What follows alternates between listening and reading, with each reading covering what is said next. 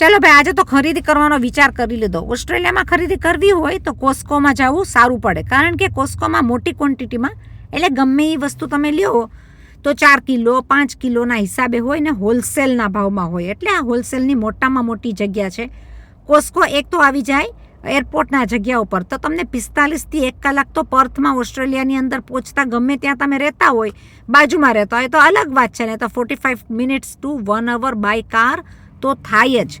એટલે સ્પેશિયલ આપણે ટાઈમ લઈને જવું પડે, પણ તમે ત્યાં જાઓ તો એટલી બધી વસ્તુ મળે કે તમારું એકાઉન્ટ થઈ જાય $200 થી $300 તો તમારે ભરવાના થાય. એમાં તમે શું લીધું? તો ખાલી ઘરની વસ્તુ. ટ્રોલી તો તમે જુઓ ભરેલી ને ભરેલી હોય. બધા માણસો વીક માટે 2 વીક માટે અહીંયા આગળ આવીને વસ્તુની ખરીદી કરે અને લઈ જાય. કારણ કે વીકમાં બધાને કામ એટલું બધું હોય, કામે જતી વસ્તી બધી ભાગતી જ હોય.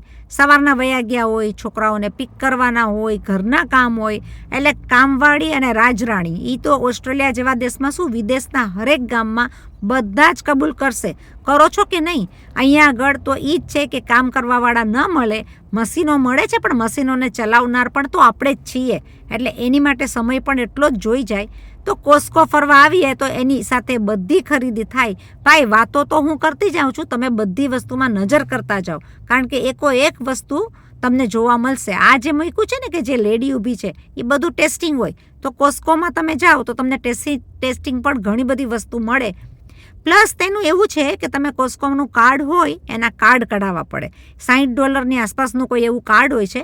એ તમે કાર્ડ એટલે મેમ્બરશિપ તમે કઢાવો તો એક કાર્ડની પાછળ તમને 3 કે 4 જણાને જવા દે. એટલે તમારી પાસે 3 કે 4 જણા તમે જઈ શકો. અને જો મહેમાન આવ્યા હોય ભારત દેશમાંથી, એને લઈ જવા હોય તો તમારે બીજા કોઈનું કાર્ડ પણ ના ચાલે. એ ભાઈ તમારી ભેગા હોય તો જ ચાલે, નહીં તો એ તમને અંદર એન્ટ્રી ના આપે. તમે જોયું ને, બધી ઇન્ડિયાની વસ્તુઓ મળવા માંડી ગઈ છે. એટલે કે ધાણા જીરું, હળદર, મરચું જે નહોતું મળતું એ કોસ્કોમાં હોલસેલમાં તમને મળવા મળી ગયું છે. ચલો, કાશ્મીરી મરચાંની ભૂકી તો હજી પણ અહીંયા નથી આવતી હો ભાઈ. મને તો કાશ્મીરી મરચાંની ભૂકી ભારત દેશની ગમે. આ વસ્તુ તમે જુઓ છો એ બહુ સરસ હોય છે. બધા નટ્સ હોય અંદર મિક્સ.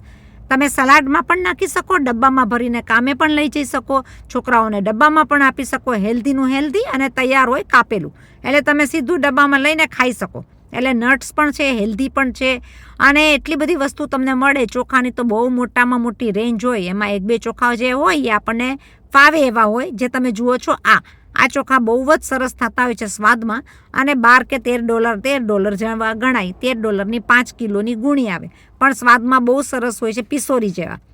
ચલો ભાઈ, ઘી મળતું હતું અને નહોતું મળતું. હવે મળે છે ન્યૂઝીલેન્ડનું. હવે જે ઘી મળે છે ન્યૂઝીલેન્ડનું, એના ઉપર થાય છે પડાપડી, કારણ કે ઘી આવે છે બહુ જ સરસ ચોખ્ખું, કે ઘી ખાવાની આવી જાય મજા. માથામાં નાખવાનું તેલ આ કોકોનટ એટલે તો ધોળું બરફ જેવું. પીનટ્સના ઓઇલ છે, એટલા બધા બધી ટાઈપના ઓઇલ આવે. હવે એમાં રહી ગયું તું બાકી તો સિંગ તેલ પણ આવવા માંડી ગયું. એટલે પીનટ્સ ઓઇલ, સિંગ તેલ. જોયું ને તમે, આ બધી વસ્તુ મળવા માંડી ગઈ છે ઓસ્ટ્રેલિયા, પર્થમાં અને ઓસ્ટ્રેલિયાની બીજી બધી જગ્યાઓમાં. એટલે કોસ્કોમાં જાઓ તો તમને હની પણ આવી રીતના હોલસેલ ભાવમાં મળી જાય. અહીંયાનું મધ બહુ જ વખણાતું હોય છે. સાચી વાત છે, કારણ કે અહીંયાના મધમાં પાણી જેવું નથી હોતું. ફૂલનો ગુલદસ્તો જુઓ છો ને, એ $35 થી $40 હોય ભાઈ. તમારે કોઈને દેવો હોય તો એટલા સુધીમાં થાય. બદામ છે, બદામ બધી વસ્તુ પહેલાં થોડી ઘણી પણ સસ્તી મળતી હતી. હવે તો એ લોકોએ પણ ભાવ એટલા બધા વધારી દીધા છે, કારણ કે આપણા બધા બીજા બધા જ જેટલા હશે કોસ્કોમાં જશે 400, 500, 1000નું પણ બિલ થઈ જાય તો નવાઈ ના લાગે. કપડામાં તમને મોટામાં મોટી રેન્જની કપડાનું શોપિંગ મળી જાય. ઠંડીનું છે, વિન્ટરનું છે, કે તમે કહો કે સમરનું છે, કે ગમે એ વેધરનું તમને હોય તો અહીંયા બહુ મોટા પ્રમાણમાં સેલ લાગ્યું હોય, અને કપડાં હોય બહુ જ સરસ. એટલે ગરમીના કપડાં પણ મળી જાય. જુઓ છો ને બધાના ભાવ. લેડીઝ તો બધાના ભાવ જોતા જ રહેશે. મગની આવી 5-5 ગુણી લઈ લ્યો, 5-5 કિલોની સારી પડે. એની અંદર મસૂરની દાળ આવી જાય, ચણા આવી જાય. એટલે આ બધા વસ્તુ તમે આની અંદર ફરતા હો, વારે ફરો તો અલગ તમને ભાવ, અને 5-5 કિલોની બેગું લઈ લીધી હોય તો સહેલી પડે, સસ્તી પડે. એટલે બધી વસ્તુઓ તમને પેકિંગમાં બહુ સરસ ચોખ્ખું મળે, કે તમારે કાંઈ જોવું ના પડે. જઈને સીધું મૂકી દો, એટલે તમારે જ્યારે યુઝ કરવું હોય તમે યુઝ કરો. હવે કાંકરાનો જમાનો તો વયો ગયો કે સુપડું લઈને આપણે સાફ કરતા અને કેટલો સમય બરબાદ થતો જાતો.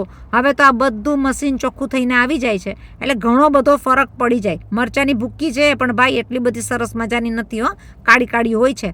એટલે કાશ્મીરી તો મરચાંની ભૂક્કી ભારત દેશનું જ સરસ. બેસનનો લોટ આવી રીતના મળી જાય, $6 અંદરનો હોય છે, પણ બેસનનો લોટ સારો હોય છે કે ચણાનો લોટ, રાઈટ ને?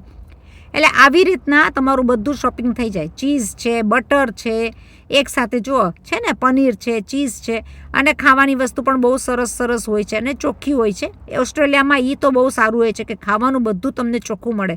તમારે કેમાંય પાછળ પડીને જોવું ના પડે, કારણ કે ગવર્મેન્ટથી લોકલ માણસો કે ત્યાંના વેચવાવાળા માણસો કે દુકાનોવાળા ગભરાય. એક પણ વસ્તુમાં ગલત ચીજ કે કાંઈ હાથમાં આવી ન જોઈએ જે પબ્લિકને નુકસાની કરે. એ અહીંયાનો લો છે.